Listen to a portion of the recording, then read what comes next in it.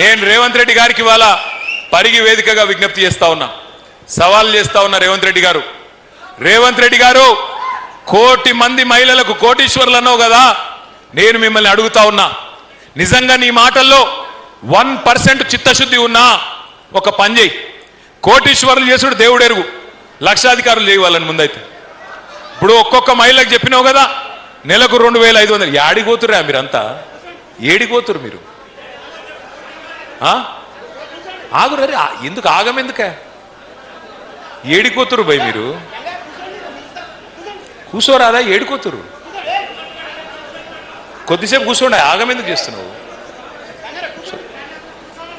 మీరు డిస్టర్బ్ అయ్యి అందరినీ డిస్టర్బ్ చేసి ఏం చెప్తురా మీరు? కూర్చొని ఓకే ఓకే ఓకే.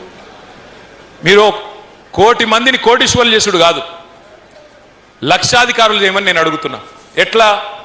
నువ్వు నెలకు 2500 ఇస్తాను, నెలకు 2500 ఇస్తాను, 12 నెలలకు 30,000, నెలకు 2500 అంటే 5 ఏళ్లకు 1,50,000 రూపాయలు. అంతేనా? లెక్కలు కరెక్ట్గా చెప్పినా లేదా? నెలకు 2500, 12 నెలలకు 30,000, 5 ఏళ్లకు 1,50,000, అంతే కదా? రేవంత్ రెడ్డికి మా మహేష్ అన్న ఇక్కడనే ఉన్నాడు, మహేష్ అన్న సమక్షంలో సవాల్ చేస్తున్నా.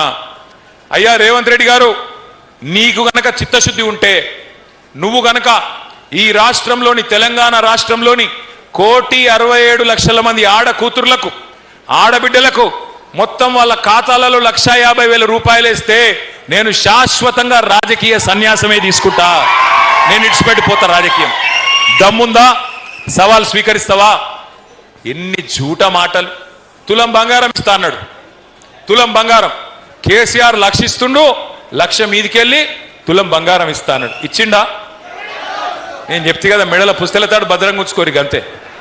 ఆయన ఇచ్చేటోడు కాదు, ఎత్తుకపోయేటోడు. తులం బంగారం కాదు, తులం ఇనుము కూడా ఇయ్యాడు, తులం ఇనుము కూడా ఇయ్యాడు ఆయన. అందుకే మిమ్మల్ని నేను ప్రార్థించేది, ఒక్కసారి మోసపోతే మన తప్పు, మోసం చేసిన తప్పు అవుతుంది. రెండోసారి కూడా మోసపోతే ఈసారి మన తప్పు అవుతుంది. పరిగిలో నేను మళ్ళీ దండం పెట్టి చెప్తా ఉన్నా, ఎన్నిక ఎప్పుడు వచ్చినా ఎగరాల్సింది ఈ గులాబీ జెండానే, లేకపోతే న్యాయం జరగదు, మళ్ళీ తిరిగి అవకాశం రాదు. అందుకే దయచేసి మీకు ప్రార్థించేది, చిన్న చిన్న పంచాయతీలు ఉంటాయి ఊళ్ళల్లో, కానీ అవన్నీ పక్కకు పెట్టాలి. ఒక్కసారి కేసీఆర్ గారు తిరిగి ముఖ్యమంత్రి కావాలి అని మనం తీర్మానించుకున్న తర్వాత, కేసీఆర్ గారు తిరిగి తప్పకుండా ప్రజల ఆశీర్వాదంతో రావాలే, ఈ రాబందు పోవాలే, రైతు బంధు కేసీఆర్ రావాలే అనుకుంటే గట్టిగా కొట్టాడాల్సిన బాధ్యత మన మీదనే ఉన్నది. కానీ కేసీఆర్ గారు